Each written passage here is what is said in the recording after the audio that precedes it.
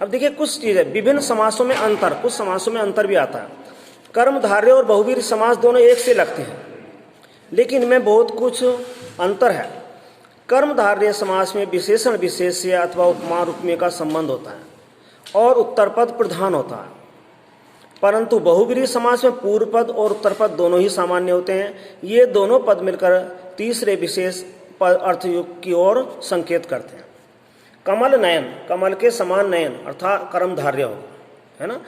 हमने अर्थ जो निकाला इसके आधार पर, कमल के समान नयन कर्मधारय, और हम कहें कि कमल के समान नेत्र हैं जिसके, अर्थात श्री कृष्ण, कमल के समान नेत्र श्री कृष्ण को कहलाते हैं, तो बहुव्रीहि समास। नीलकंठ, नीला है जो कंठ कर्मधारय है, और नीला है कंठ जिसका, अर्थात शिव, बहुव्रीहि समास हो गया अर्थ के आधार पर। पीतांबर, पीला है जो अंबर, पीला कपड़ा, पीला वस्त्र, कर्मधारय समास। और पीला है अंबर जिसका, अर्थात विष्णु, बहुव्रीहि समास हो गया। तो है थोड़ा सा अंतर अगर हम अर्थ के आधार पर देखें तो। इसी तरह से द्विगु और बहुव्रीहि समास में आता है। जिस समास में पूर्व पद संख्यावाची होता है और समस्त पद किसी समूह विशेष का बोध कराता है, उसे द्विगु समास कहते हैं। परंतु पहला पद संख्यावाची विशेषण और समस्त पद किसी तीसरे विशेष पद की ओर संकेत करते हों, तो वहाँ बहुव्रीहि समास होता है। बहुव्रीहि के बारे में मैंने ऊपर भी अभी बताया बार बार। अब द्विगु समास के बारे भी है, इस बहुव्रीहि समास दोनों में अंतर है, और कर्मधारय और बहुव्रीहि समास को भी कंपेयर करें तब भी अंतर मिलेगा। अब मान लीजिए इसमें त्रिफला, त्रिफला माने 3 फलों का समाहार, द्विगु समास। और अगर हम इसको लेकर 3 है फल जिसमें, अर्थात दवाई हो गया, विशेष औषधि हो गया, बहुव्रीहि समास। अष्टाध्यायी 8 अध्यायों का समाहार, द्विगु समास।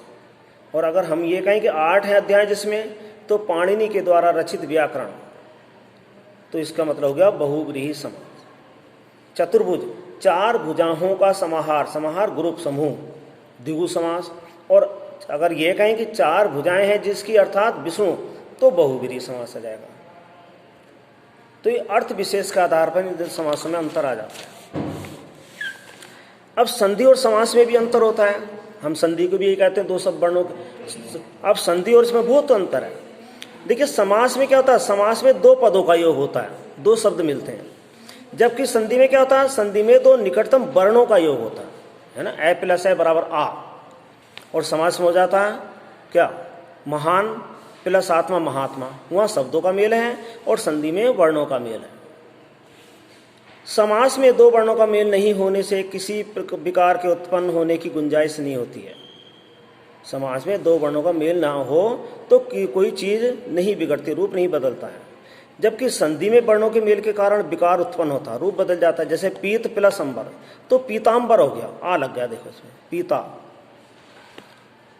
समास के अंतर्गत समस्त पद के विस्तारित करने की प्रक्रिया को समास विग्रह कहते हैं। यानी समास के अंतर्गत समस्त पद के विस्तारित रूप, मतलब तोड़कर लिखने की प्रक्रिया को, विस्तारित करने की प्रक्रिया को समास विग्रह कहते हैं।